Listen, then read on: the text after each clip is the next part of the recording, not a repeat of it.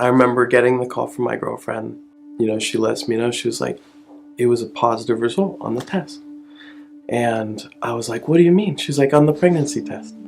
And I remember just thinking, how am I going to be able to do this? But to my girlfriend, at the time I know I needed to support her. And so I just let her know, like, that it's going to be okay. So what we did next was what we thought our only option was, which was Planned Parenthood.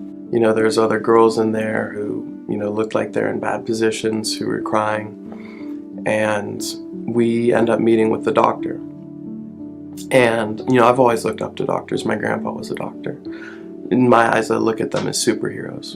And, I remember asking the doctor after he kind of gave us all our options, and I said, imagine me being your son, what would you tell me as advice on what to do, as a teen parent?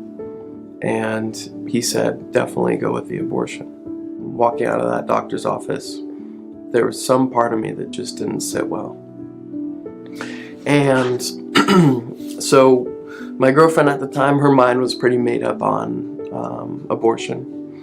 And part of me was too. And I told her, I said, hey, I've heard of this place called Hands of Hope Tucson. And so then we ended up going there because I was like, it wouldn't hurt to know all our options. And meeting with Hands of Hope Tucson was one of the most emotionally relieving parts that I can ever remember in my entire life, of walking in there with this huge decision weighing on our shoulders. And in my mind at the time, I was thinking, if I have this kid, my life's over. No college, no working. I'm just going to be a dad and my life's going to be over. My social life's going to be over because I'm a 17-year-old dad. Hands of Hope Tucson just let us know how many other people there were that went through the same thing that we went through, but ended up keeping the child and are still very successful. And they actually gave us an ultrasound at the time too.